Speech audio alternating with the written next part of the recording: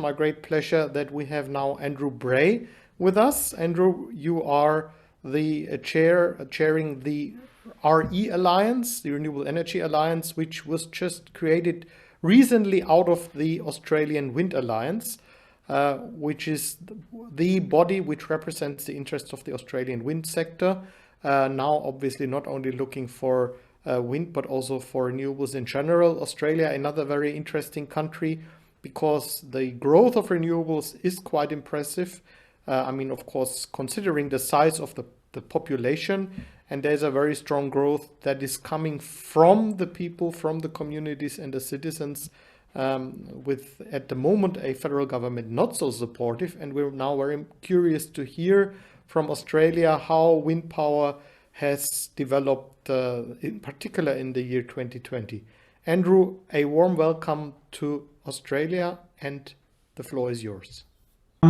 So yes, thank you very much for the opportunity to speak about wind in Australia over the last year. It was only in October we spoke last time, but even in that time, a lot has happened in Australia, and I'll have some figures shortly on some of our capacity additions in recent times, and I was feeling pretty impressed with them until I logged on after the Chinese presentation, and China's putting as much wind energy in 1 year as we have in electricity generation in the country, so it puts it in perspective. Okay.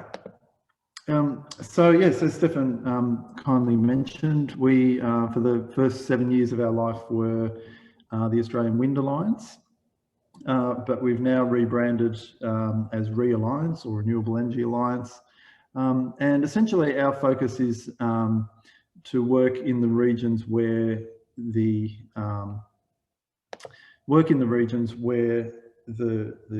renewable energy is being installed, because we see that social license is one of the key barriers, potentially one of the key barriers to roll out of renewable energy here.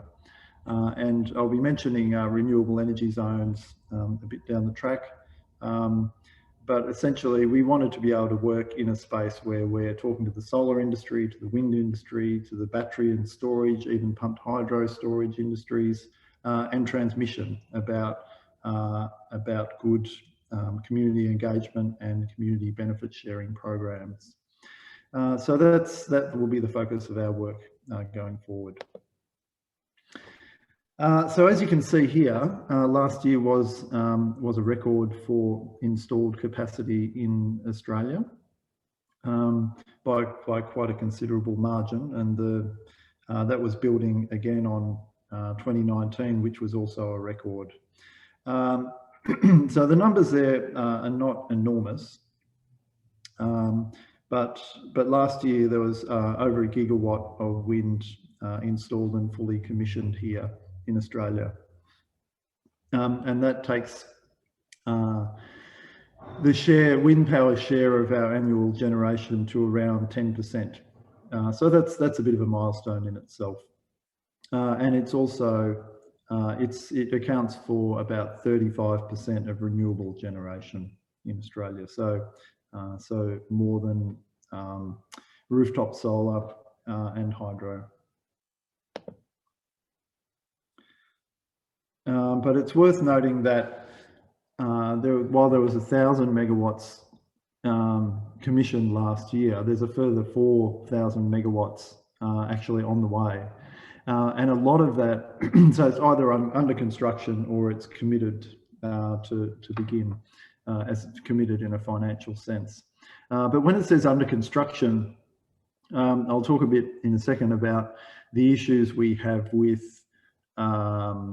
grid access, which I'm sure is a common theme among many countries. But we actually have a number of wind farms that are sitting there, in the paddocks already, with the turbines all fully constructed, and the grid operator is taking months to commission these projects and actually connect them to the grid.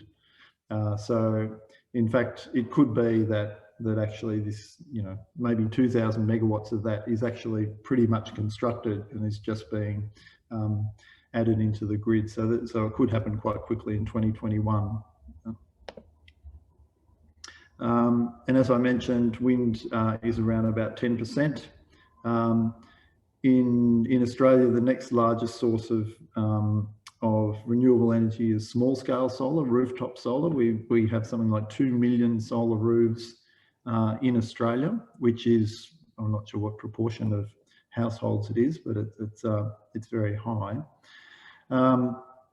So hydro comes next, and then large-scale solar a bit below that. So even in a place, you know, as sunny as Australia, wind is still at the moment the most prevalent form of renewable energy.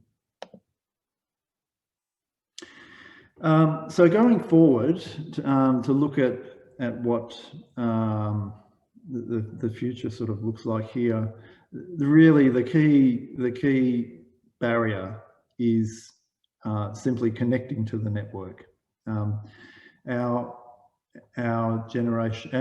transmission network here has really been based around a handful of coal regions, and the transmission lines run from the coal regions in the Latrobe Valley, the Hunter Valley, and they run into the main demand centres, into the capital cities. But now the wind and solar farms are being placed all over the countryside, particularly solar farms.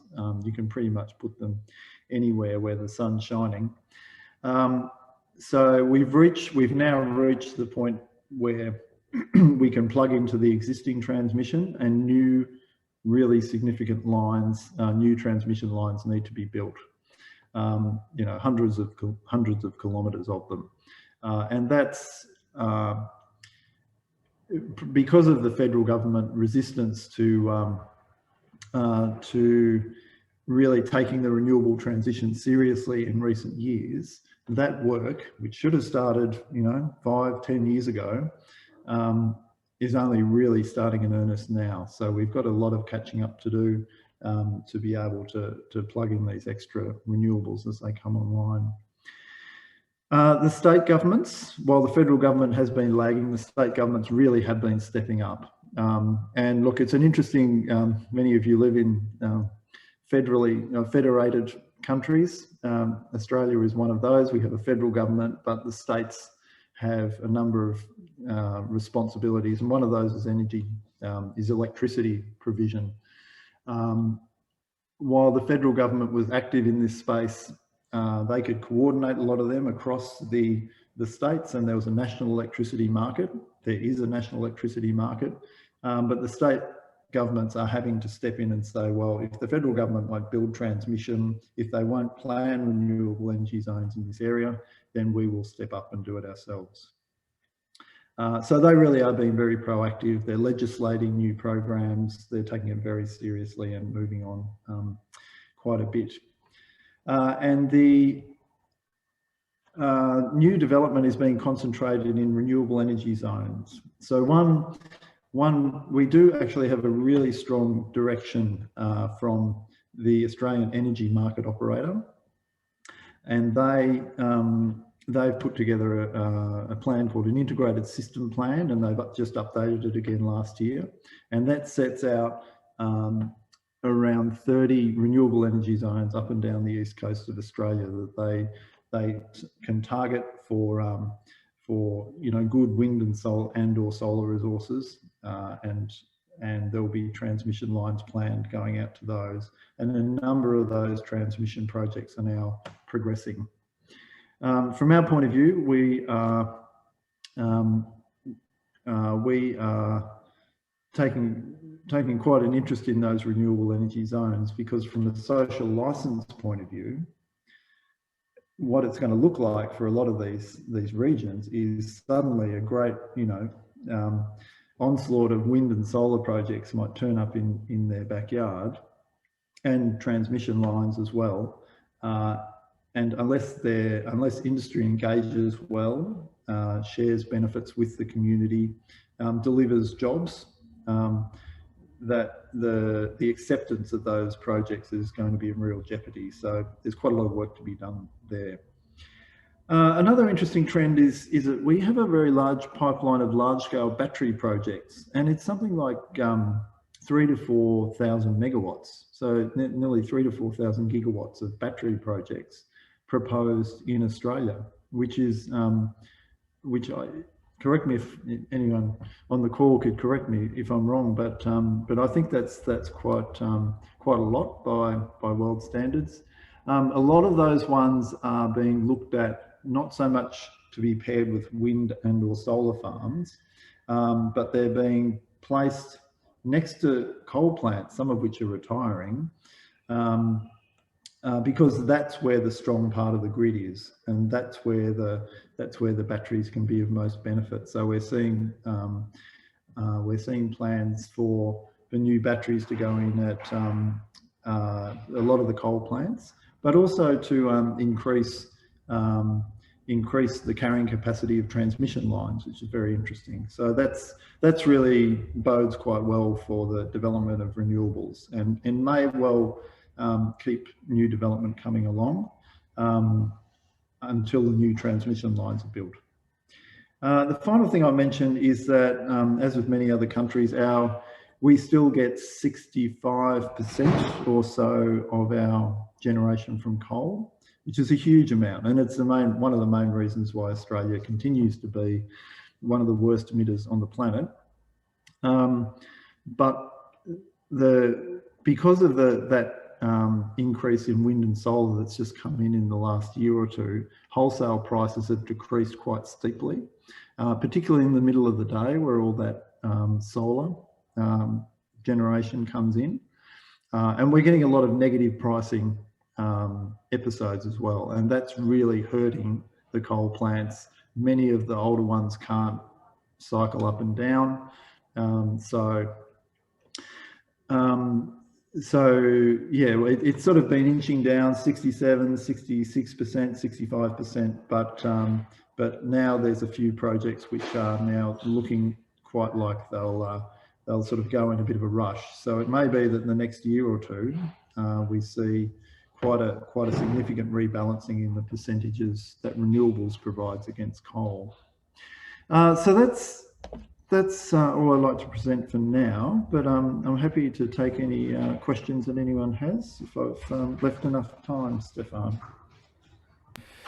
Thank you so much and for this presentation of where Australia stands. And indeed, you mentioned that Australia is quite unique in terms of the large-scale battery capacity. That's also my perception, and I know, of course, there's a lot of discussion now going on what will be the mid or short, mid, long-term storage strategy for renewables. And of course, now many people point at Australia and saying that, yeah, that's the way to go.